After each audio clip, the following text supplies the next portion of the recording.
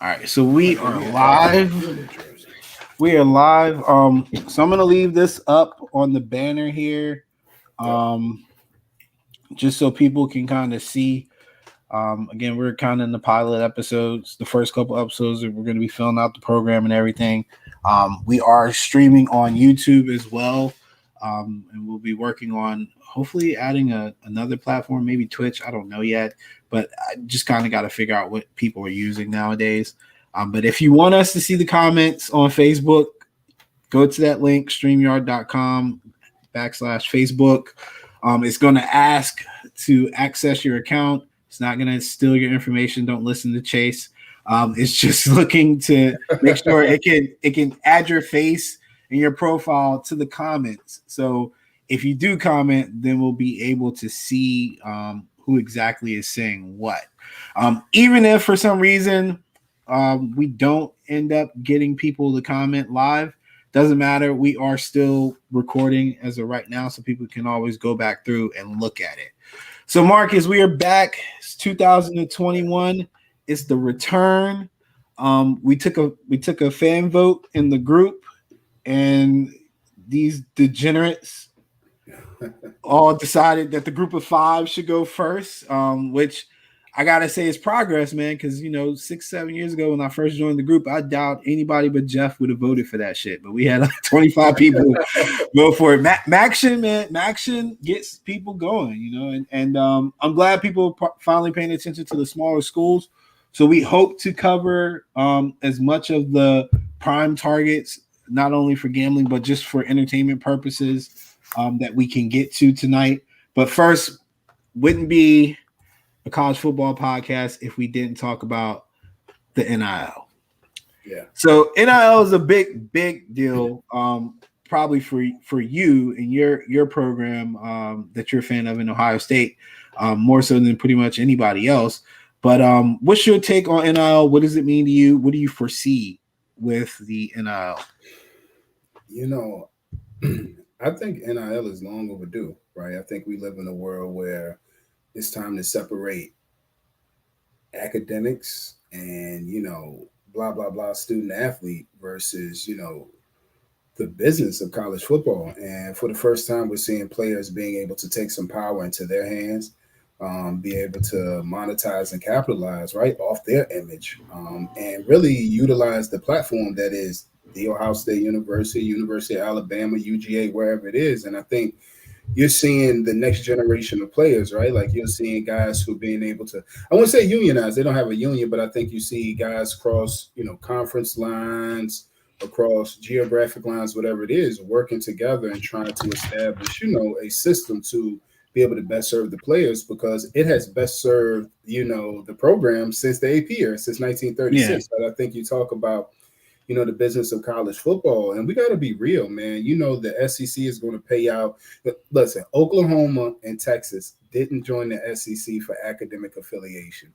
They joined that conference for athletic stability, profit sharing, and revenue generation. Those are the three reasons they chose to join the SEC. And I think you could put the playoffs and postseason on-field success all into that. But I'm glad to see it happen, man. It's long overdue. And I think, I was just randomly bored, and I was like, man, what would be the top 5 players of years past who would have capitalized on NIL? Can you imagine Michael Vick, Tim Tebow, Cam Newton, Trevor Lawrence, Justin Fields? Those guys would have been millionaires, right, before you get to the NFL. And I think some of the things you'll see if you look at the Quinn Ewers situations where, you're going to see guys at the lower levels, at high school level, really look at NIL as a way for them to invest in their future. And you're going to see a lot of players making decisions based on that. And I think, from Quinn Ewers, and now you've seen, I forgot the quarterback's name, but he's in California. He's one of the top 5 players coming out next year. And he's already talking about reclassifying, because what that's going to do is force these, state regulatory boards to be able to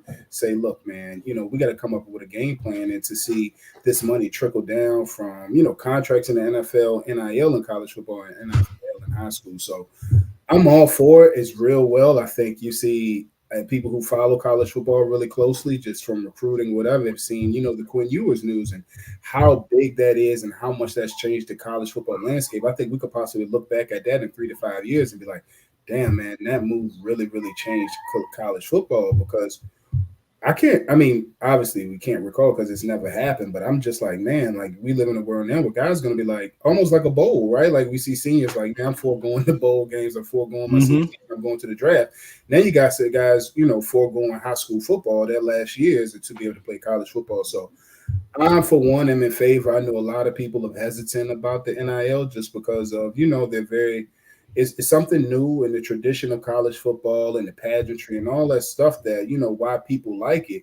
They're afraid that that's in jeopardy, but I don't think so. I think NIL is going to allow the big teams to be even bigger, the medium teams to become big, and hopefully it would allow, you may see a situation where guys, or we just had a decommitment at Jaheim Singletary, who the number one corner in the nation is a guy who was committed to Ohio State, Florida guy, and he's decommitted. He's probably going to Miami, right? And I think part of that because of NIL is the sell of bringing the U back, allowing these dudes to get some real money in their pocket and start to build their brand. So I'm all for it, man. I'm excited for it. And I just hope that, going forward, though, I hope a lot of these programs are putting the right measurements in place because these dudes are young. They're going to be touching, 100 bags, 100K, right? And they 18. I know if I was 18, I got 100 bags. I know straight where I'm going on the playground. I'm tricking it. Man, what I mean? Like I'm 30. I'm 35, and you don't want me with right. You know what I mean? I'm gonna cop me a Hellcat. I'm gonna cop me some off white too. So I hope that these programs who got the resources in place to be able to help these guys with money management, understanding brand management, and how to take control of their future. That's my biggest concern really out of it is to see, players be at such a young age. You're gonna have to learn hard money lessons. We all have, but man, I ain't never had to be able to walk into a building with so much expectation and to also have somebody say, yo, on top of that, I'm gonna give you 100K.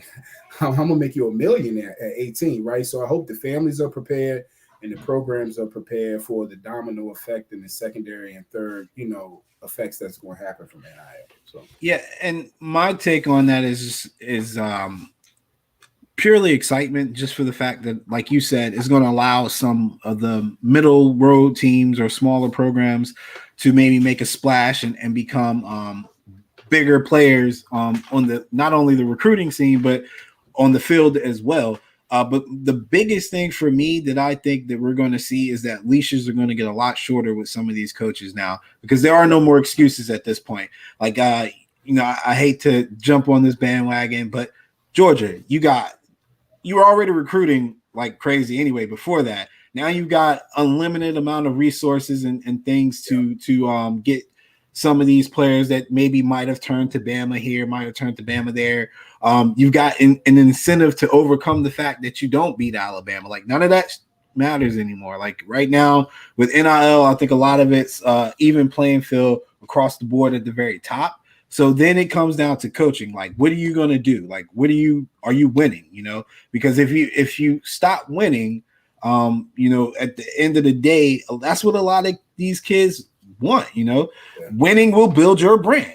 And that's going to be the selling point for the difference between going to Alabama or going to LSU. At the end of the day, the bag is going to probably be the same, but what sets you apart? What gives you the better opportunity to build your brand?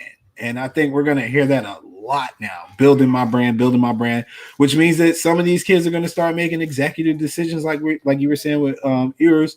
You're going to skip your senior season in high school if you can. You're going to reclass and try to get to it as early as possible. Put yourself in the opportunity to be successful, not only on the field, but off the field, which is something that I don't think a lot of people really put a lot of stock into because publicly it would have been scrutinized. But now, like, yo, that's the wave. Like, ain't no need. You don't have to hide it no more. Like, yep, I'm getting the bag. That's what I'm here for. Pay me, like, right. It kind of takes that mystery out of everything. So I'm excited. I do see where things can go far left or far right, but being a college football fan, what we kind of knew about anyway, when it comes to some of these backdoor deals and whatnot, it's nothing new, Yeah. Like I sent you the thing on bring the U back. Like that's probably been a thing for the longest time. Now they just gave it a slogan and a name and it's legal. But at the end of the day, we do have to be wary that there's going to be the boomers. They are not going to like the fact that they're losing the money. The old way of things is kind of out the door. So I anticipate when we do run across those scenarios like you were describing, where a kid's got 100K and he do some wild stuff, then you're going to see some legislation start coming down, and some regulations. But right now, it's the wild, wild west out here, man. Like, you might get gunned down by the bag man.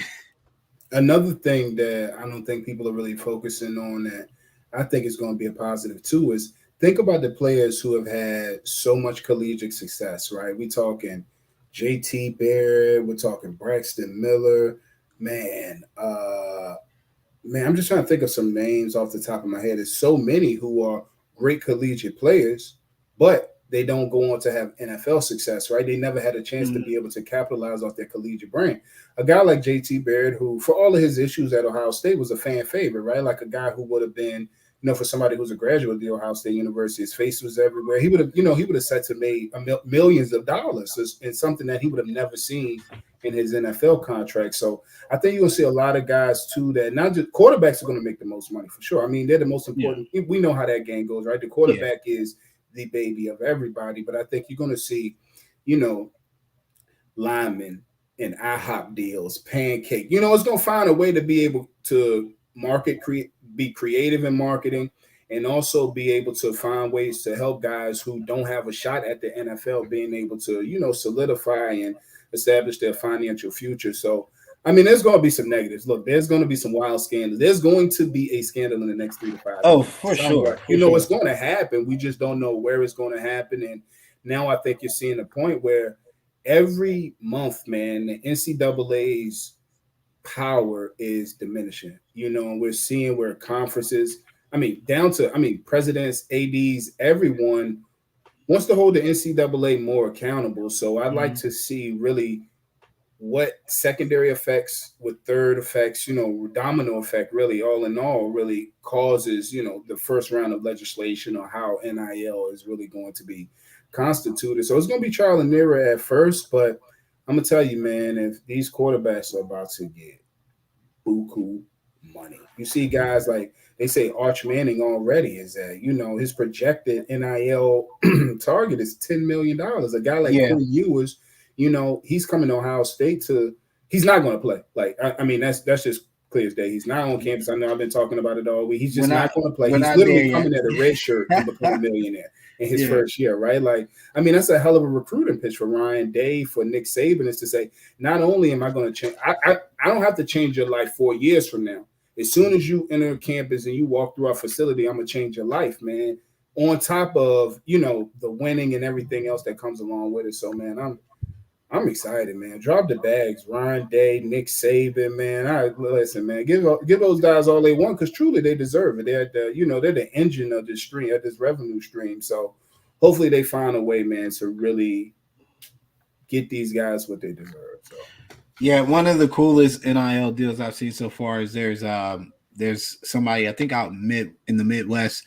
The entire offensive line gets $500 a month, but they're sponsored by a barbecue joint. I was like, that's what I'm talking about. That's what I'm saying. You 18 or 19, even if you ain't a millionaire, I know if just being a regular Joe on the squad, I'm a regular dude that's like, man, I'm just trying to get in here, get a free education, get my degree. And you trying to tell me in the next 4 years, I can find a way to accumulate $25,000, $35,000 as a college student, man. You like, damn, I'm a millionaire. Mm-hmm. Or, getting free food, free sneakers. Like, for me, somebody who's, a sneakerhead and into, I really want to see how it affects Nike, how it affects Adidas, right? Because there's going to come a point to where, what happens if you got somebody who's, let's say Miami, who's one of the premier programs in the Adidas brand now. Mm-hmm. If they approach somebody like De'Aaron King, the Jordan brand, and say, look, man, we want you to be part of, our roster. Like, how does that happen? I'm sure there's clauses in there that tells you what they can and can't do or whatever. But, very much like the NFL, right? Like the Nike sponsors all the NFL licensed apparel, and then the players had their individual deals. Now, I do think college, the college apparel deals are structured so crazy, right? And there's so many legislation around that. So, I want to see with that, man, what creativity happens, man. If you had a place like OU or even UCLA now. UCLA now is part of the Jordan brand, man. If I'm in California, I'm the guy at UCLA. Like I can get a chance to get my own custom sneakers. You be the big man on campus. It just further adds to, what your program can provide. So I think it's going to be a good opportunity. So you got a little ahead of something that I wanted to touch on, but this is probably going to be the funnest part of the show. Transition. Yeah, baby. Big moves in the Big 12. Oh my God, man. We got to get this out of the way. Everybody's talking about it because everything's just bigger in Texas, apparently. So Texas and Oklahoma got together and told the Big 12 we out, we going to the SEC. And then there's been some fallout. Some of it's funny, like the legislators coming at the Texas president, like with all kind of stuff. But ultimately, we've discussed this on the side and in private. But like, does this benefit either team? Like you talked about the financial benefits and everything. Like, what do you think this does for these programs? First, I think it is beneficial to the programs because I do think long term that when you got two big players such as Oklahoma and Texas really holding down an entire conference from a financial standpoint, the national brands, they're the two biggest brands in the conference. So I think for them, they wanted to establish themselves as quote unquote independent to be able to say, hey, man, we're going to leave this conference, go to the SEC, make a decision that's best for our stability and financial future. But that's all good, but at what point do we meet the law of diminishing returns, right? To where for every added good value, there's an equal lesser value, right? Like you're always going to essentially break even. I think I see all the positives, right? Like, we know some crazy Texas fans, and I know that Ben and Jeff and all these guys may not want to face this fact, but what if Texas goes to the SEC? They have to elevate their on-field play in order for this to be beneficial for them long-term. Because as of right now, based on the last 10 years, Texas would be a middle-of-the-pack SEC program, right? I think that's fair. Like, that's not me. I mean, do I hate Texas? I wouldn't say I hate them. It's just Ben is annoying. But I would say that in order for Texas to really get back to being Texas, one, I want to see how the division shake out, right? Like, I think Bama is obviously – no pun intended, the elephant in the room, right? Yeah. Like whoever plays opposite of them is going to be the most beneficial because now your path to Atlanta is that much easier. So I think if you look in the West, if they put UGA, Tennessee, Florida, South Carolina, Vanderbilt, I know Florida, I probably said Florida. I know I'm missing somebody else, man, but Ole Miss maybe I think is in Ole Miss is in the West, and you add Oklahoma into that and put Texas on the West. So if I'm looking at the top four teams in the West, I'm looking at Bama, I'm looking at LSU, I'm looking at A&M, and then Texas. Like, I don't know how beneficial that is right now. I know everybody is feeling real good about the Sark hire.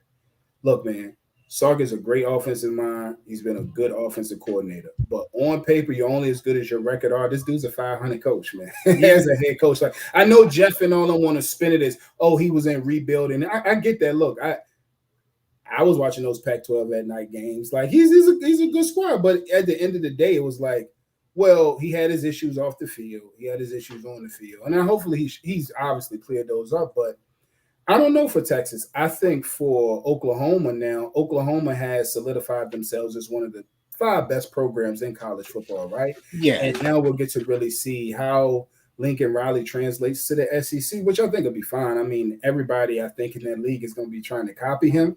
And it's just a copycat league, right? And I think he runs such a unique version of the air raid is that when he gets into the SEC, he's going to be able to raise his recruiting profile, especially in the trenches. That's been Oklahoma's issue. Defensive line, linebackers. If they can start to get guys from Georgia, South Carolina, Florida, right? Those beefy. The thing that separates the SEC from anybody else is O-line and defensive line play. If they can start getting the 3 techs, the edge rushers that you see at Ohio State, that you see at Bama, that you see at UGA, then I think Oklahoma has a chance to elevate themselves. So I think a couple things had to happen for Texas and Oklahoma. Now, they're going to get cashed out, right? They're talking about $65+ million a year per program. And that's great. And I think you're just going to be, like I said, you're going to be the rich, ugly girl. You're going to have all the money. Your dad going to give you whatever you want. But at the end of the day, you can't get a date. You can't get a spot at the table. You're just going to be a rich kid at the kiddie table, right? And that's ultimately what I think is going to happen. I don't live in a world where I expect Texas, Nebraska, Tennessee, all these programs, Florida State, Yeah. of yesteryear to just automatically return to glory. And throwing more money at the situation, is that really going to remedy any of their issues? You got to be able to close the border off in your state. Nick Saban and Ryan Day plucking Texas apart. Mm-hmm. You can't. I know Ben says whatever he wants to say, but it's like, look, man, you don't lose dudes like Quinn Ewers, right? Because the name of the game is college football is attrition. The more guys you get in the building, the more guys you get out of the building. That's just that's how it works, right? That's the game of football and roster management. So I think those moves for Texas and Oklahoma, I expect Oklahoma to stay about the same, and I expect Texas to stay about the same. I think that's just where the programs are, unless Sark can truly elevate the recruiting, get those boosters and those regions off his ass, and maybe he can build something. But I think the Big 12, well, what's left of it, the Big 10, the second Big 10 with Kansas State, and everybody else that left behind. What are they going to do? I know they're in talks to maybe trying to do a merger with the AAC. That could be beneficial I think that'd be more beneficial for programs like UCF, Cincinnati, than it would be for, KU, K-State, Texas Tech, and those guys. But man, I mean, it's going to start a domino effect in college football. Like you've already seen in the last week about, KU's talking to the Big 12, the Big 10, excuse me, and Pac-12 schools like Stanford, UCLA, USC would have interest in joining the Big 10. So I think this is the beginning of a domino effect and another college football realignment. And like you said, I think the SEC wants to get to a mega conference. Shit, they call it Ryan Day. They call it Dabo Swinney, Mike Norvell. They're trying to get everybody to listen, which I think is a really, really good strategy. But I think what's next for the rest of the schools, I do want to see what happens. Like Texas and the OU was good. I want to see what happens to the remaining Big 12. And then after that, I want to see what happens with the rest of the realignment, because after that, everybody's going to be hunting for Notre Dame, right? The Big Ten is not getting Notre Dame. There's just too much bad blood between them. It's I don't know how much Notre Dame wants to be in the Big Ten and compete. Listen, Notre Dame's a huge brand, right? A huge football brand. But for somebody who lived in the Midwest for a while, Ohio State, Michigan is still the top of this. If as bad as Michigan is, the name just rings bells differently in the Midwest, right? And so does Notre Dame. But I would still say, do you really want to come in a conference where you already feel you have this little brother inferiority to Ohio State and Michigan, and now, you want to get into that situation, or do you want to go rebrand yourself in a place like the ACC? So it's going to be interesting, man. I think we're just seeing the beginning of this, and I just hope Kevin Warren doesn't fumble the bag. I don't care. I don't care what nobody says. If Quinn Ewers had committed to Texas, Texas would still be in the Big 12. They did this shit because they got embarrassed on the recruiting trail. It's been happening on a regular basis. I could, if we looked at the top, if we took the top 10 schools in recruiting right now, they probably all got a foothold in Texas somewhere, and that is and that's killing them. And there's this lie that people tell themselves to make them feel better. Oh, it's because of the SEC schedule. No, like Florida State's getting Texas kids. We don't have an SEC schedule. It's because people are just fed up with the hype and no results, man. I mean, honestly, they talk big and they don't show out. You've been in the conference for 24 years. You got 3 conference championships, and you're like, well, you can't be nothing without us. Like, I mean, yes and no. You got a point because you're a brand, but the brand only carries you so far, And at the end of the day, I stand by this, and I say this all the time, is that people need to see results. I think, I don't know if anybody remembers, maybe like 4 or 5 years back, I was saying that, in this younger generation that's coming up, they don't see Texas winning. They don't see Vince Young. Like Florida State, we got the same problem. They don't see Jameis Winston. They don't see Peter Ward. They don't see Dion. They don't see those things. Kind of the same problem. They don't see Sean Taylor. They don't see Ed Reed. They don't see these teams, and people keep hyping it up. But it's like, you're talking to people that's 17, 18 years old. All they see is Ohio State. All they see is Alabama. All they see is Clemson. All they see is either Oklahoma or Notre Dame, like these teams that have continued to establish themselves as winners. I was like, and yes, everybody eventually gets their 5-star recruits, but the people who really stack 5-star recruits are the people who are winning. And if you look at those top programs, they stand out because they have coaches. Like it's like, you know, it's got to come to a head at some point where Texas has to be about where their place is in college football right now. So this is an opportunity for them. I feel like ultimately they've got more to gain than to lose in this situation, because if they lose, they'll just be like, well, you know, it's the SEC. Whereas Oklahoma has more to lose because they were already winning, already an established program. But if they come up here and they play these other established programs, they're in the SEC, and they don't continue to consistently compete, it's going to hurt them. It's going to hurt the brand a little. But like you said, I think they tend to gain the most on the defensive side with the kids that they will now have access to, which might make them more dangerous, because at this point you got to believe Lincoln Riley could do anything with anybody on offense. I mean, he's rolling out quarterbacks left and right. If Rattler becomes a Heisman candidate this year, then, you know, we got to give it up to him. My man's been doing work. But one of the things that I think also that we're going to see is probably the pecking order, which is going to hurt Texas's feeling when they get grouped with Alabama, because Oklahoma's probably going to get pushed somewhere where they can continue to look good. Like if we're restructuring the SEC, they're not going to put Alabama, Georgia, Florida, Oklahoma, like all that just ain't going to work, man. And so Texas is just going to get sacrificed. I mean, that's what I truly believe, that when it's all said and done, Texas will find its way in Alabama's like side. They're going to get sacrificed. They're not going to do that to Oklahoma. And this move, I think, was speared by Oklahoma. I think that's who the SEC really wanted, but Texas obviously brings some monetary value. But from a competitive balance standpoint or anything, they don't bring the same value, man. Yeah, they don't, and they haven't been. I know we're going to talk about the Big 12 and later in the road, but my thing with, you know, being in the chat, just talking to people on Twitter, you know, I view message boards and all that stuff, and they all have this same build it and they will come mentality, right? Like, just by joining the SEC, there's going to be a net positive of recruiting. Kids want to align themselves to being in the SEC. Yes, I do agree with that. The SEC is the best conference in college football. They have the best you know, they're in the most fertile recruiting region, and they put up, you know, the most NFL players, and I get that. But at the same time, I think that that's so short-sighted, because you got to win. Look at the teams that don't win in the SEC, right? And how much money they pumped into their programs. Look at a place like Tennessee, or look at a place like South Carolina. Like, I think now, I get it, Texas has historically been better than South Carolina, but as of right now, I don't know, right? Like, I think what it takes to win at an elite level, to be a top 5 program in college football, Texas is really, really far away from that. Now, maybe Sark closes the gap in, you know, the next 2 to 3 years, but I'll give him a full player cycle, which is 4 to 5 years, 4 years, and I think we'll see. And I think what's going to be interesting coming down the road is this 12-team playoff is at a halt, right? I don't know if people have been paying attention to this, but everybody outside of SEC is saying, wait, let's slow this down and let's talk about some things we haven't talked about. Let's talk about player safety, how many games they're going to have to play.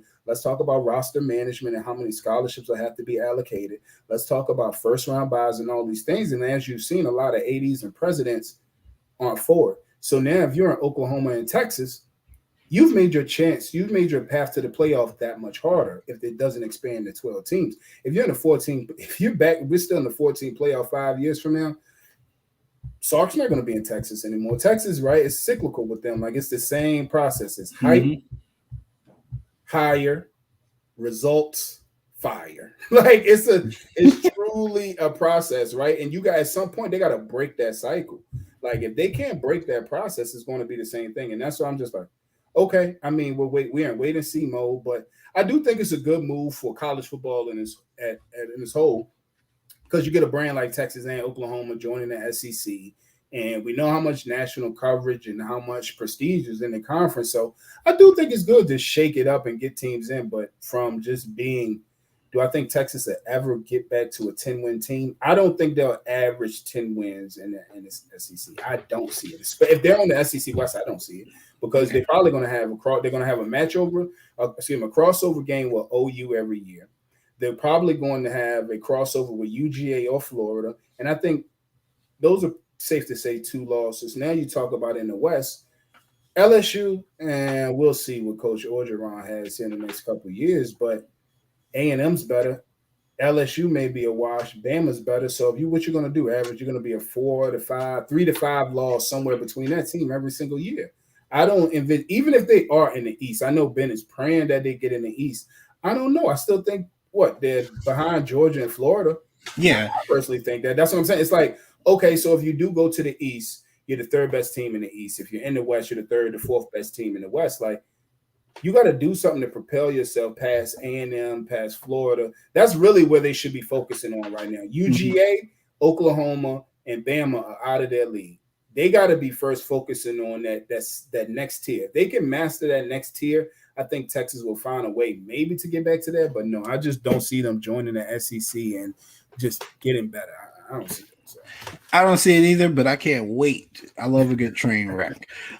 So we'll move into the actual meat of the show, which we had to cover those 2 topics in the beginning because I mean, literally, that is the news coming out of college football right now. But we are here to talk about the group of 5. We'll start with the American Conference first. Not really much to cover here. I'll get your opinion on whether or not your top 2 teams in this conference match my top 2 teams. But quickly, in 2020 in the AAC, Cincinnati dominated, going 6-0 in the conference, but 9-1 overall. Tulsa was right behind them at 6-0. We're going 6-3. Then coming in at 3rd was Memphis at 5-3 in the conference and 8-3 overall.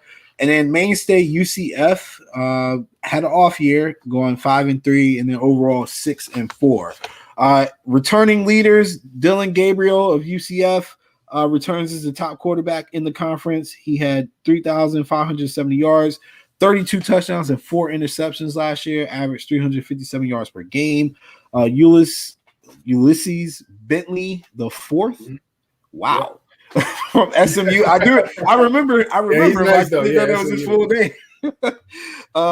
Comes back, almost had 1,000 yards last year, 913 yards, 5.4 average, 11 touchdowns, average 91 a game. In an offense that you typically associate with running the ball, he was definitely a beast. And then Jalen Robinson is regarded as the top receiver, but you can make a statement for Calvin Austin III. Jalen Robinson had 55 catches, 979 yards, 17.8 average, but 6 touchdowns, whereas Calvin Austin, playing in a more prolific passing offense, was primary target, 63 receptions, 1,053 yards, 16.7 average, 11 touchdowns was his. So coming into 2021, I don't see how you could say that Cincinnati's not the top team in this conference. I don't think that's really much up for debate, but I'm sure I'm sure you got something. Friend. Go ahead, hit me with it. All right, call me crazy, right? Like being you crazy. The season, I am crazy, and you know what? I think when you're as brash as I am, you're comfortable with being wrong because I'm wrong a lot. So I'm cool with it, and I'm going to take a limb and say UCF, right? Like I think Josh Heupel left the program in a great spot. They're the highest rated team in the AAC in Group of 5 the last 4 years, and talk about how much talent is on the roster now. It's a roster that returns 17 starters. You got Dylan Gabriel, who's a beast. I think he's going to be up for UCF's like all-time leading passer, and Gus Malzahn. I think they lose Josh Heupel to Tennessee, and you get a guy like Gus Malzahn.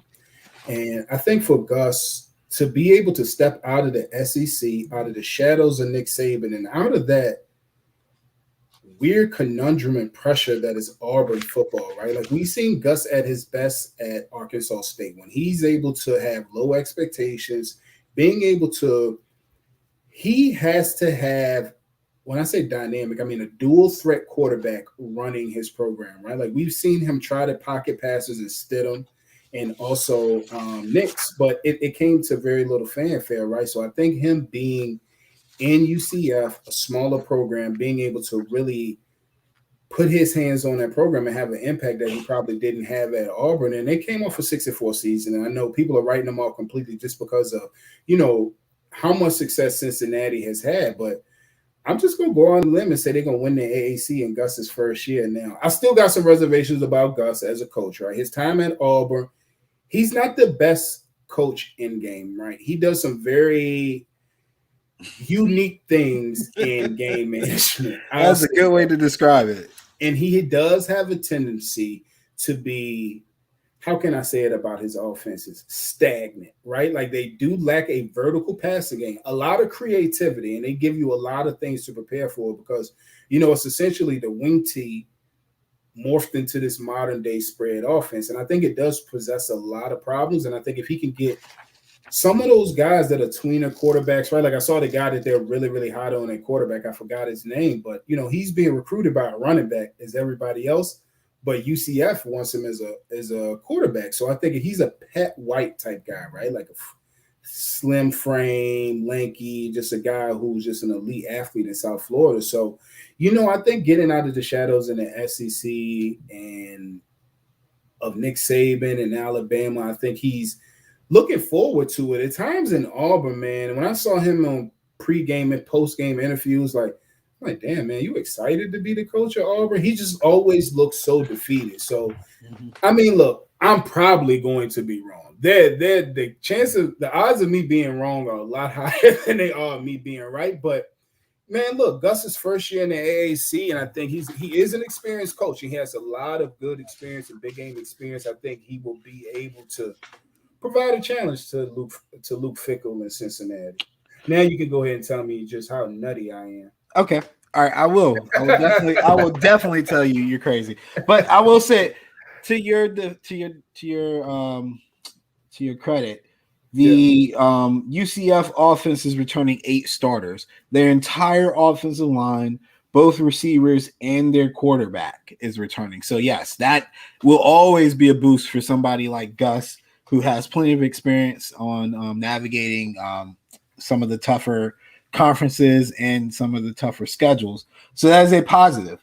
However, UCF's defense surrendered 8.5 yards per pass attempt in 2020. That ranks 110th nationally. After holding opponents to 5.9 in 2019, they were almost twice as many yards.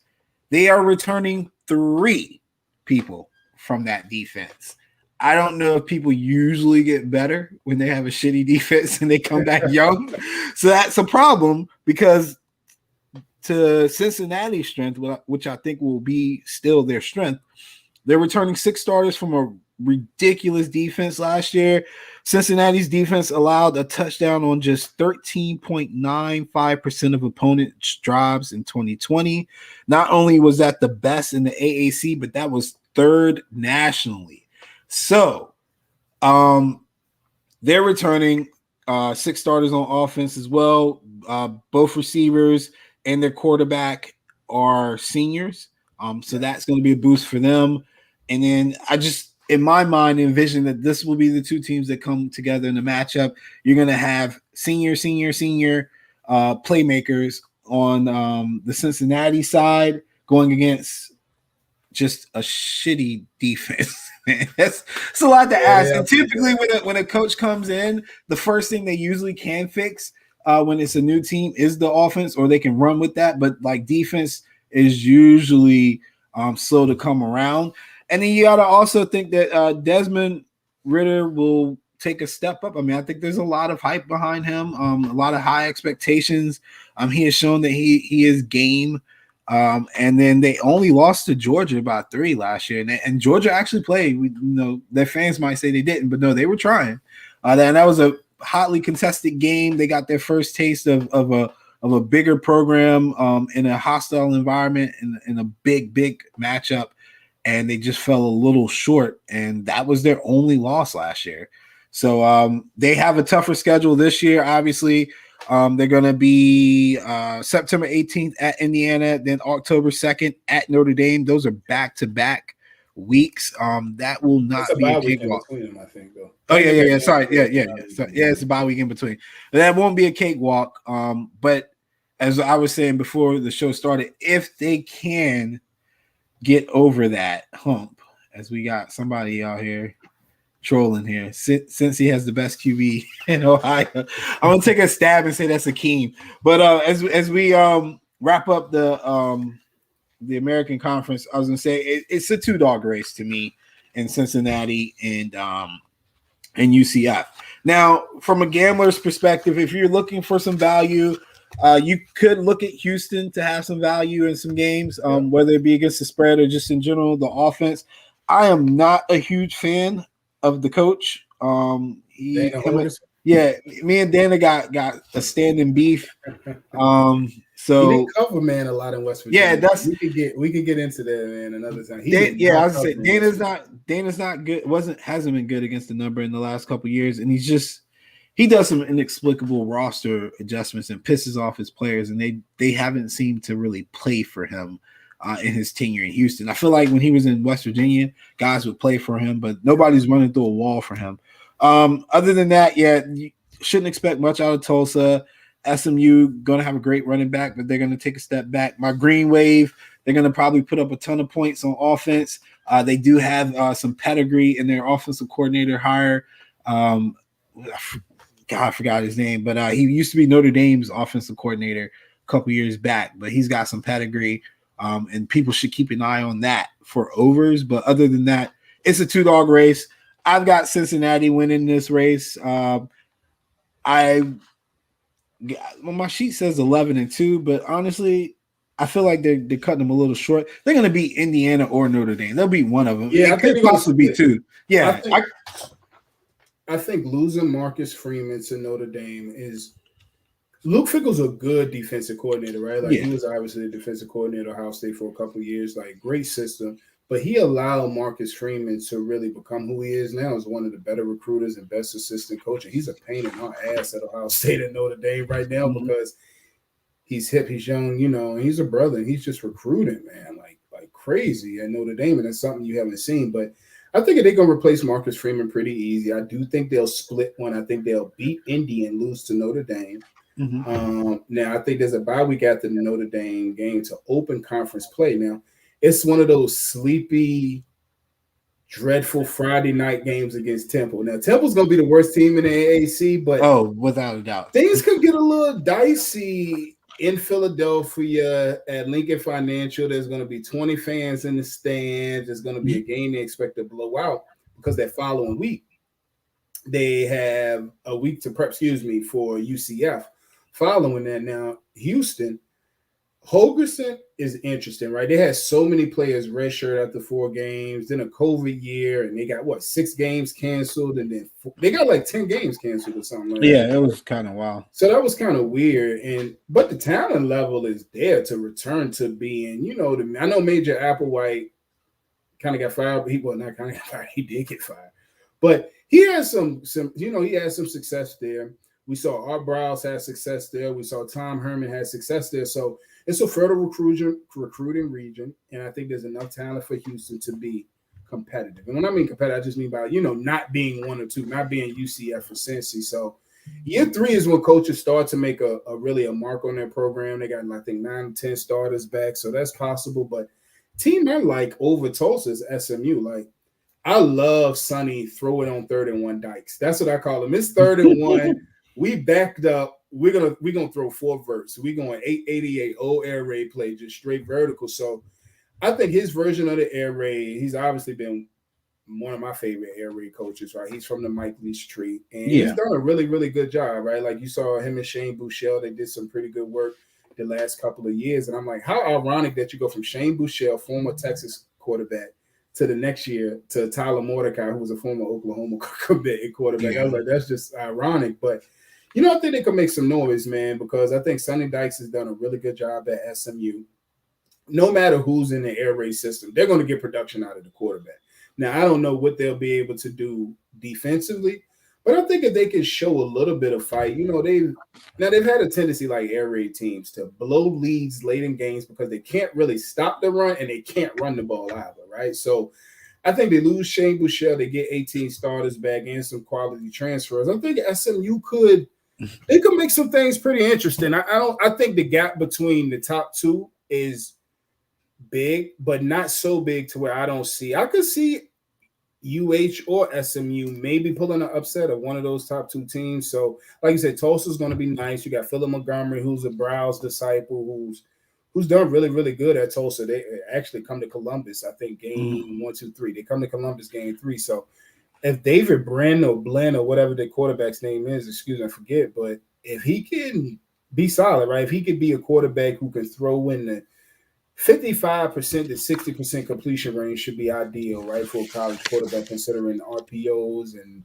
the ease of access throws that he can get. If he could be a consistent guy, I think there could be an 8-win team. So the AAC is very tough, man. It's a very tough conference to, really solidify yourself because they got some great teams and then a good string of just good, solid football teams with good, solid coaches, too, that would be able to present, some game plan and challenges from week to week. So. Yeah, and there will be some bumps in the road. I still just trust Cincy more than I trust Gus, man. Key players to watch while we're wrapping this up. On offense, obviously, I talked about Desmond Ridder, but really Ulysses Bentley, the fourth. My man, Mr. Bentley, like for real, check him out, man. Check him out. He's a beast. He's a beast. And then on defense, Ahmad Gardner on Cincinnati. I just like his game. He's a in your face type corner, solid. Don't do a whole lot of talking, but he's definitely one of the more physical presence on that outside position. So definitely he's gonna be a top 40 pick. Yeah, definitely somebody to watch out for. Switching over to the next of the group of 5, Conference USA. Conference USA is split between the East Division and the West Division. Let's see if we go over the 2020 season. Conference USA was a little weird. They definitely had some COVID issues last year. I do recall that. So not everybody got the same amount of games. And then poor Marshall didn't seem to play for like almost a month at one point. But Conference USA 2020 standings, Marshall was 4-1 in the East, 7-3 overall. Coming in second in the East was Florida Atlantic at 4-2, 5-4 overall. And then everybody else had a losing record overall. Going over to the West, UAB was 3-1 in the conference, 6-3 overall. And then the Roadrunners, which I think was a big surprise to a lot of people, were 5-2 in Conference USA and 7-5 overall in the 2020 standings. One thing to note, let's see. I guess they didn't do too well in their bowl games either. No, they didn't. Never mind. So I won't even go over that. Anyway, in the East, I've still got the Thundering Herd coming in first this year. I'm really high on the Thundering Herd, more so because I like the quarterback, which is so sad that I'm like this. But I mean, it's a white guy with the big arm, so that's pretty much my MO for quarterbacks that I like. But look, Grant Wells is a gamer. I seen it with my own eyes. But the biggest thing that I like about this team, and the biggest thing I've always liked about Marshall, is that they've got some grown men in the trenches. That is typically why they do well in this conference. They've always had that advantage in the trenches on both sides of the ball, actually. So not just offense, but defense as well. They are returning 17 of their 22 starters from last year, 9 on the offensive side, 8 on the defensive side. The Marshall's defense kept opponents out of the end zone 87.9% of the time, allowing just 14 touchdowns and 116 drives. Best in Conference USA, number 2 nationally. To me, they're still leaps and bounds better than everybody else in their conference. If they can get the consistency in their schedule, I don't foresee them actually losing a game with this particular schedule. And I think Grant Wells starts to get like NFL hype, but he's not ready yet. Go ahead, Marcus. Talking about the Thundering Herd? Yeah.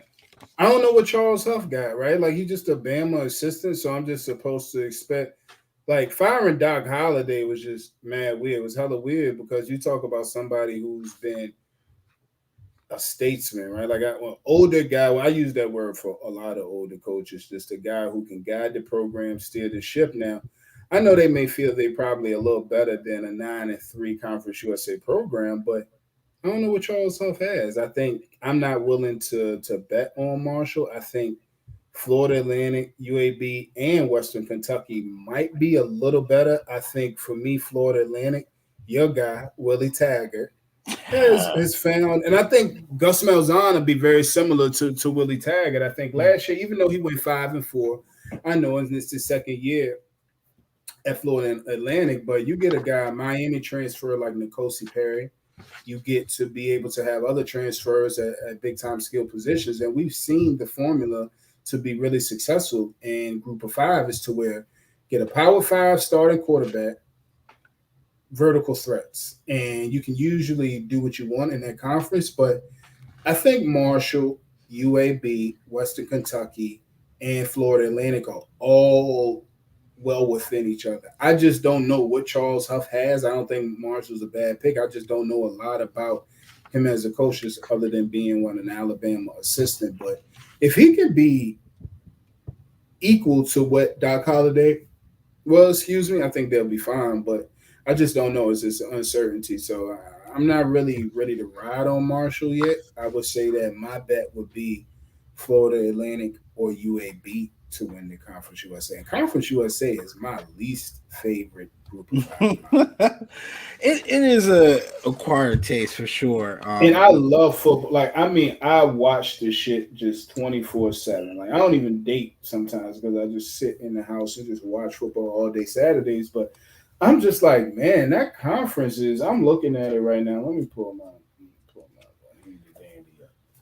and I'm looking at these things, and I'm just like, what offense would I want to see? Like, what style of what draws me to watching Utah out of here, Rice out of here, South Latrell and North Texas. I do like them. Cool. Mm-hmm. Louisiana Tech is Skip Holtz. UTSA was surprising. The Roadrunners were good, but I'm like, ODU stinks. Charlotte is trying to, build their program. Florida International, Middle Tennessee, Marshall. It's not the Sun Belt. It's not the AAC for me, but maybe, you know what? Maybe I can stop being as prejudiced towards the Sun Belt, Conference USA, and be more open-minded about the conference and watch more. Nothing really gets me excited like watching Old Dominion and Rice. The disrespect. The Western side, I've got UAB, but I will put out the disclaimer here. The Roadrunners are an interesting team. They are returning 21 of the 22 starters from last year's team that was 7-5. They improved from 2019 to 2020.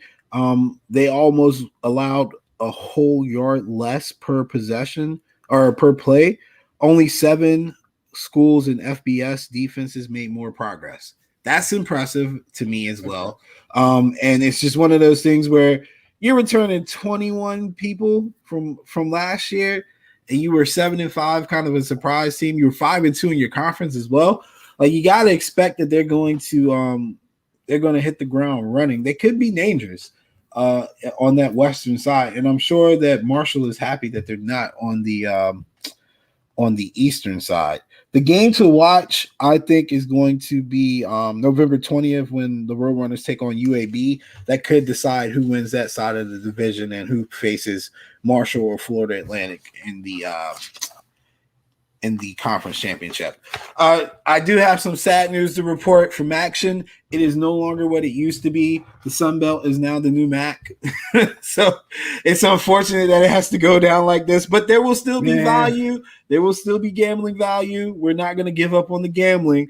But as far as these teams being like our darlings that they're going to hit bowl games and run up on people, in my mind, there's really only one team that I kind of respect out of this conference to do anything. And it's the mainstay, it's Buffalo. I know people are higher on Toledo than I am, but there's just something about Buffalo's team that I just really like. And it, again, starts up front in the trenches. Like they have a senior left tackle, senior left guard, and a senior right guard, and a junior center. Like even their right tackle's a junior. He just didn't start last year. And the quarterback is a senior, and he's coming back. And they're just a dominant force on both sides of the ball in the trenches.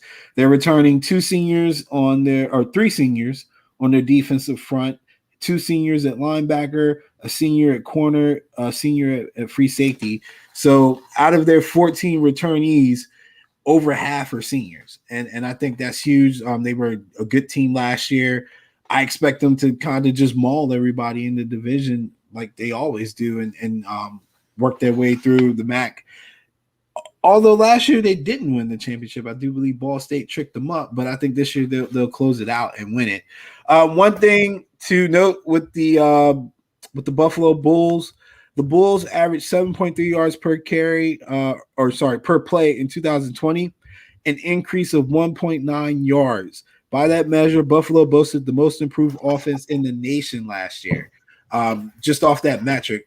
Their schedule is very, very interesting because on September 11th, they travel to Nebraska. Granted, Nebraska is not that great of a team, but if Buffalo can secure a win like that on their resume and go on to have a good showing in MAC, that will probably get them a lot of hype. So I don't know if you can read that. Not so fast, my friend. Go ahead. Yo, shout out to Lee Corso, man. Don't sue me, man. He probably got that thing copyrighted.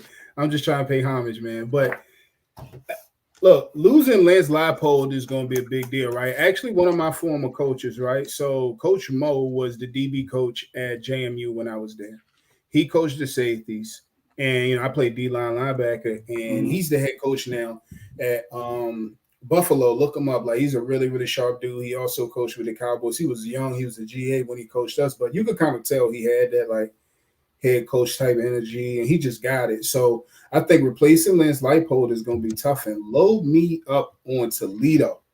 Everything you got, load me up on Toledo and Kent State, man. I think Toledo's offense is by far going to be the best in the MAC, and the MAC is a conference where you got to score points. So I know Buffalo's replacing a little bit, but I'm looking at Toledo, and it's like, man, like they do have a tough schedule. They got to face Ball State, Ohio, and Central on the road this year, but they do host Western. Notre Dame too. Yep, and they have. I think that. Let me look at Toledo's. I had Toledo circled as one of my fan favorites this year, and they get Carter Bradley back, and they get Bryce Mitchell, who's nice, and Isaiah Winstead, who's nice. So I'm gonna go with Toledo just because they're returning like 19 starters or something like 21 that. 21 starters. 21? Sheesh. Yep. So it's like they're returning 21 starters.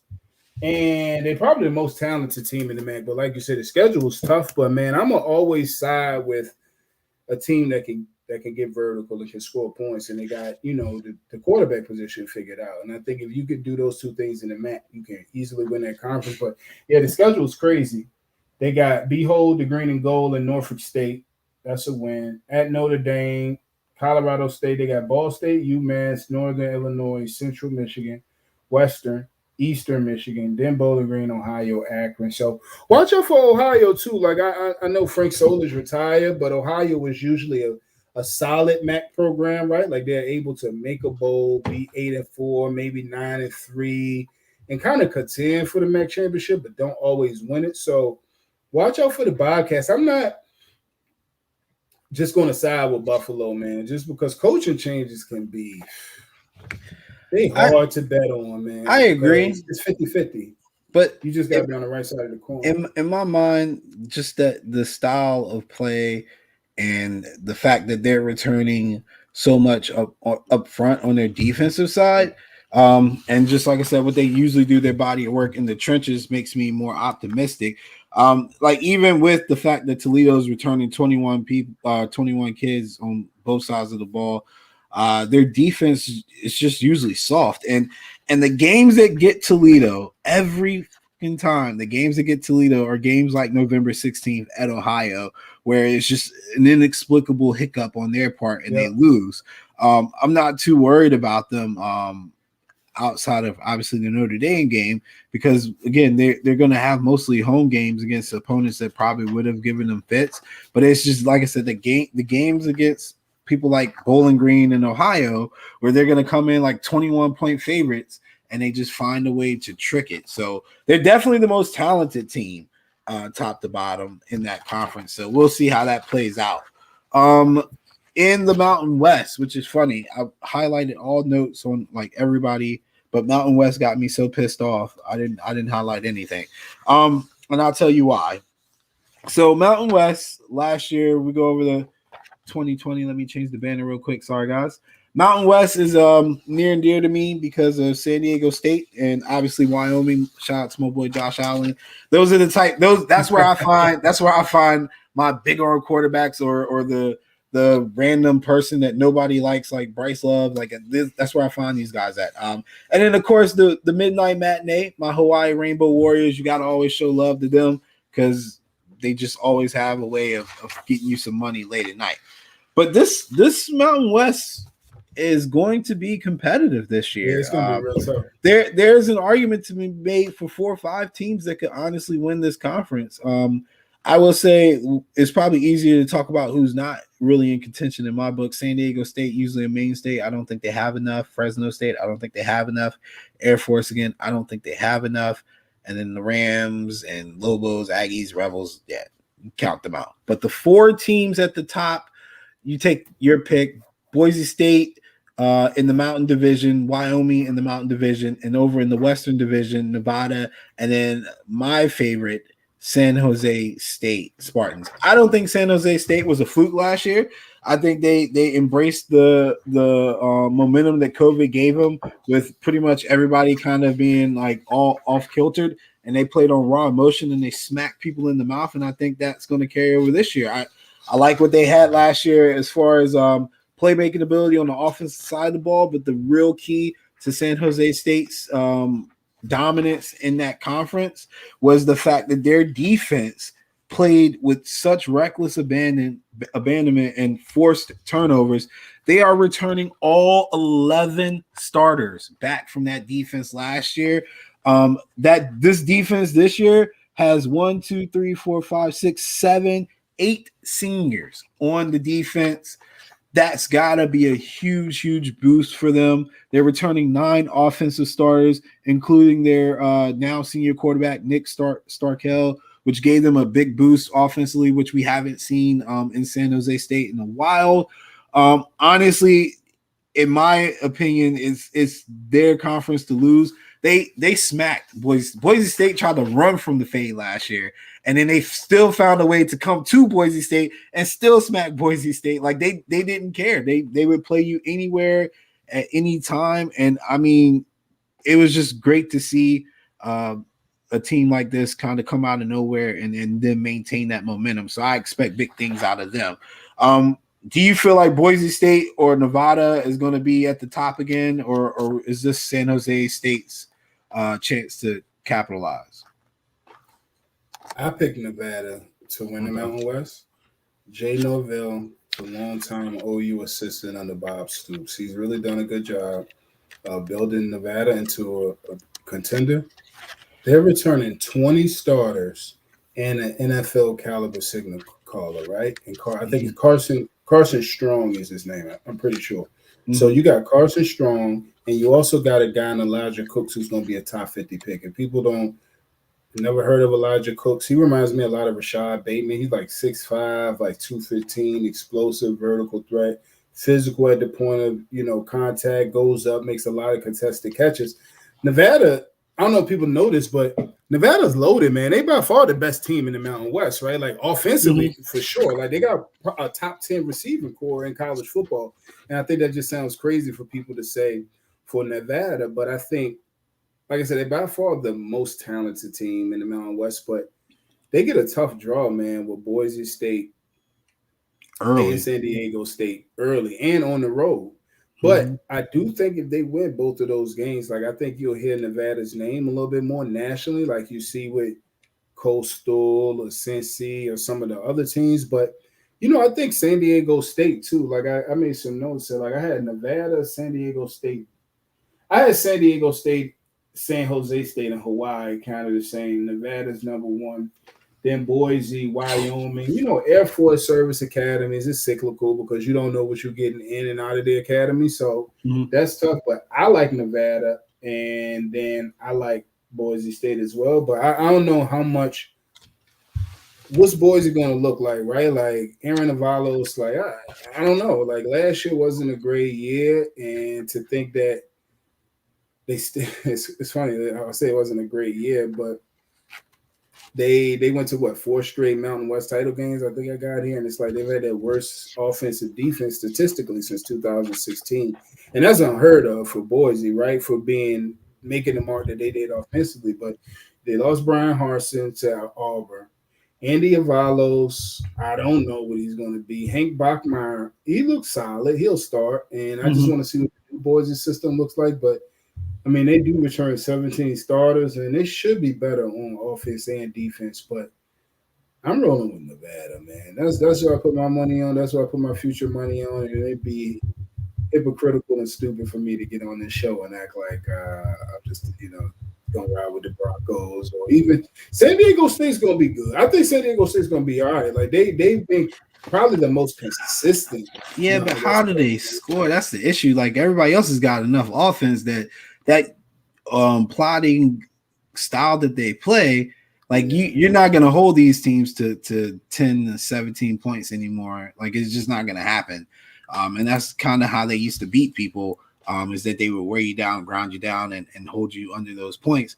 But like Boise State, their offensive coordinator is an air raid guy from UC Davis. Like, so you got to expect they're going to open it up at some point. San Jose State is a team that has already shown that they can open it up. Wyoming might be a team that kind of plays that plotting style, but they are very efficient in the red zone. So again, like for a team like San Diego State that's going to have to win by field position, and I'm not even going to try to even make a case for them beating Nevada, but like for them, like having to play that field position style of play, I think it's just too much firepower for them to keep up with these teams. Like you got to expect that they're going to score at least 21 to 24 points on San Diego State, and San Diego State is going to struggle to score over 17 or more a game. That's just how they play, unfortunately.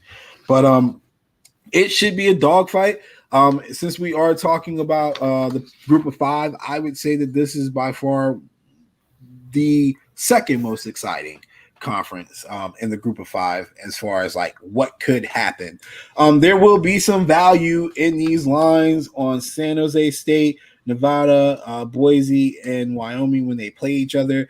I would say pay attention to the trends, as these teams, just like the MAC, are very prone to play really well at home and then have some struggles on those weeknight games on the road. So you kind of got to maneuver your way through the schedule. I know San Jose State caught a couple people lacking last year during the week. So again, just one of those things where you got to pay attention to that. Moving over to the new MAC, Sun Belt Fun Belt, also known as the Sun Belt 12. If you run across any Texas fans, let them know Louisiana's coming back to claim their position in the Big 12. But this is a 2 to 3 man race, depending on how you look at it. Everybody's going to hear about me in Coastal Carolina all year long. Shout out to Jeff. I don't care if you're not listening to the show, Jeff. I'm going to remind you to go to like the hour and 8-minute mark so you can hear me tell you that I told you so about my Chanticleers and you were pissed off. What the hell is a Chanticleer? It's a rooster. That's all it is a rooster. Anyway, the Sun Belt is broken down between the East Division and the West Division. Thankfully, the two predicted best teams are in opposite divisions, so they don't necessarily have to meet each other until the end of the year. But Coastal Carolina does have mainstay Appalachian State in their division. I think a lot of people are knocking Appalachian State down because of what happened last year, and obviously Coastal Carolina returning such a prolific offense, defense, and overall successful team last year. There's a lot of people that are a little lower on Appalachian State, but Appalachian State's returning 17 starters. Coastal Carolina's returning 19 starters, and only one of their starters on defense isn't returning, so that's pretty good for them. And Coastal Carolina twice. And then the Raging Cajuns are returning 20 starters. So again, it's going to set up for a really good conference. But if you look at the schedule, you can't help but notice that Coastal Carolina or Appalachian State goes to Miami on September 11th.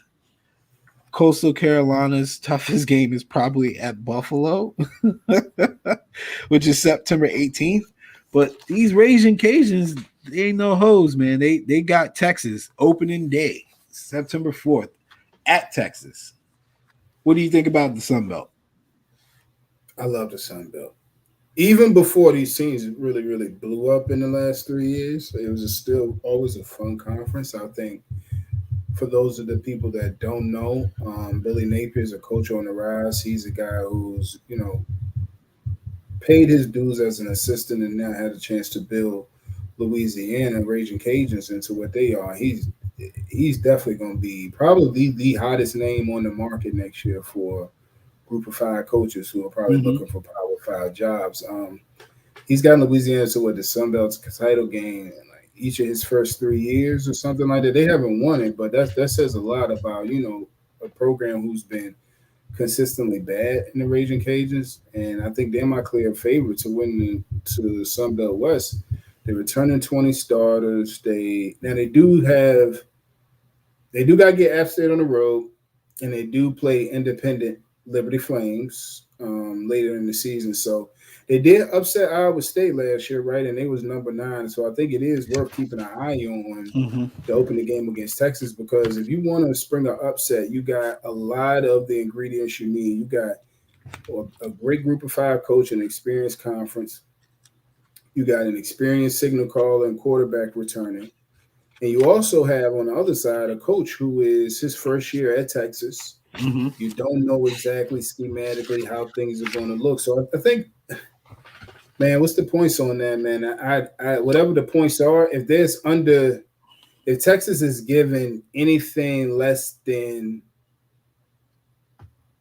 7.5, I would take it. I'm sure the line's going to be way bigger. Well, I've been on this since it opened. I put like $300 on the 14.5. Louisiana. It opened at 14.5. I put 300 on it, and I checked earlier this week to Troll Ben is down to 9.5. So people, So people have been smacking it, but I was on this game literally since it's been announced. I was waiting because I just knew that once Sarkisian became coach, that they were going to overvalue this. The Raging Cajuns last year, I don't know if anybody really remembers, and one of the reasons why we're hyping them up, when they played Iowa State, they absolutely dominated on the defensive side of the ball. They forced turnovers and they make them pay. The quarterback is an athletic quarterback who can be dynamic. They also are returning their entire offensive line, and the majority of their defense is returning as well. And that, again, it's another defense that just creates turnovers. Louisiana Raging Cajuns intercepted 16 passes across 343 passing opportunities last year, a 4.7 rate that led the Sun Belt and ranked 3rd nationally. Again, they are a terrorizing defense that knows how to create turnovers, and then they're able to flip the script on you in such a way that you can go down 14, 17 points in no time. And I mean, that's literally how they won most of their games. They just blitz people. Like, people didn't they come in with a strategy, and then all of a sudden it's not going the way that they wanted it to go. And you end up down big, and you got to kind of come out of the shell that you want to play in. So they do have to kind of be on the back hill a little with Sarkisian, but one could argue that they also have the advantage because this unit is so cohesive with their coach and the returning players. And then you got Texas they got a name, but there's a lot of pressure on these guys and a lot of pressure on Sarkisian. and the news about transferring to the SEC, like there's going to be a lot of extra variables that could work in the Raging Cajuns' favor. But I doubt Texas is going to take them lightly after seeing what they did to Iowa State last year. And Iowa State was they're a top 15 team when they got beat. So you don't want to mess that up.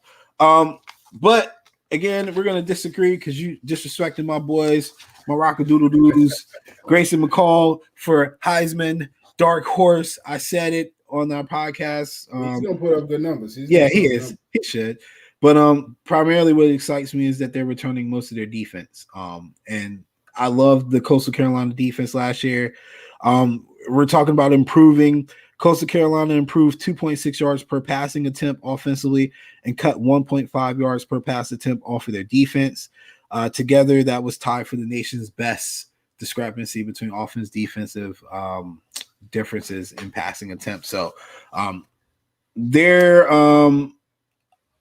a really fun team, in my opinion, because they do so much on offense. Like there are games where you would have been like, "Oh, this is an air raid offense," and then there are games where you're just like, "Is this a triple option offense?" Like they can mix and match so well. And in a conference like they play in, where a lot of teams don't have that flexibility, that definitely gives them an advantage. Obviously, having a coach and players like Louisiana Lafayette helps them kind of make up for those like instances where they just kind of do all kind of crazy stuff. But they're a team that you just honestly can't predict what they're going to do, but understand that they come to play. They come to play. So my favorite win last year, once again, shout out to my boy Jeff, when Coastal Carolina beat BYU on a 2-day notice. Don't ever let them disrespect you like that again. All right. So we are going to wrap up the show. Marcus, give me your top 5 ranking for the group of 5. Man, my top 5 ranking is UCF, Cincy, Louisiana, Nevada, and Brigham Young. Those would be my top 5. Oh, you're right. Group of 5 in the. I mean, BYU technically is not a group of 5. Yeah, no, I was gonna say independent. Yeah, I was supposed to add the independents at the end. We'll cover the independents all together. Yeah, we'll catch them somewhere else. But because I don't want to group them in with the group of 5 because it might confuse people. All right, my top 5. So I tell you what, let me take BYU out and put boys in. So okay. I had it written down on my work computer, but I didn't print it off. So I think my top 5 is going to be Cincinnati, number 1. Number 2, I'm putting my Chanticleers because I'm obviously biased. Number 3 would be San Jose State because, again, I'm obviously biased. Number 4 is the Raging Cajuns, who I do expect to be the upset alert special come week 1 when they go into Texas. And then number 5, I don't like UCF like you like UCF, unfortunately. So number 5 for me would be Nevada, which honestly they were not on there until you so eloquently put it. They are a tough team. Nevada. I think I docked them a little bit unfair, just because of the whole Kaepernick. Remember, like every time I see the Wolfpack, I think Colin Kaepernick makes me think of NFL, think of Harbaugh, and it goes down that rabbit hole, and I just hate everything. But we will be back next week. I'm gonna post this. I'm gonna post tomorrow and ask people what they want to do as far as the next conference. But group of 5 again. Not every podcast will be this long. We spent 30 minutes on the NIL and the other news. So technically, if you take that 30 minutes out, it was about a 45-minute podcast, which is what we were aiming for anyway. But we will be doing conference reps because we now have the Power 5 conferences. It'll be somebody from our committee. If you're not familiar with that, we'll make sure we get you to be introduced to them. But I am going to see which conference we're going to do first and which person we will get on to talk about it. And we will hopefully be able to get you guys to share your Facebook information so we can see who's commenting what. Yeah, right. Stop listening to Chase. I'm a conspiracy. Yeah. He will lead you down the dark webs of Al Gore's internet. Don't do that. So I guess in closing, make sure you guys check out our other shows, which is the Team Turnbuckle podcast, which comes out every week with Sam, Keith, Ronell. Don't listen to any of the stuff that they do with Ronnie because it's slanderous. And then Ronnie and I do the You Got a Minute Fam podcast. I am actually happy to announce I will be getting my profile back next week, or actually in 2 days. Yes. So hopefully I won't lose that again. I promise I'll be on my best behavior because it is affecting our podcast. We do have a YouTube channel. This is posted on the YouTube channel. I'll continue to advertise that. I'm hoping that maybe Marcus and I can figure out a way to collaborate, kind of do like a film study thing. I know he's into that stuff. I can just add commentary. But he's the expert in that field, and I think that would be something we could add to the YouTube channel to do breakdowns on, to kind of build the brand, especially with college football, because there's a lot more interesting things going on in college football than the NFL when it comes to schemes, majority of the time. So something we'll look to do in the future. I will announce Joe Matz and I will be doing a podcast together. I don't have a name for it, but you can imagine it'll be quite the dynamic because he's a nerd and I'm not. So we'll figure that out and come up with the name of that. You like Joe Buttons, man. You the podcast king. Well, I'm trying. I ain't really did nothing yet, but I'm trying. Like, I'm trying to make the brand better, man. Football season is the turn of the corner for our group and everybody. So we want to get as much content out and much support as we possibly can. So signing off for the night, I am Actively Lazy, and this is my boy Marcus. We are College Football Podcast hosts, and we'll see you guys next week. Till next time, man. Appreciate it. No problem.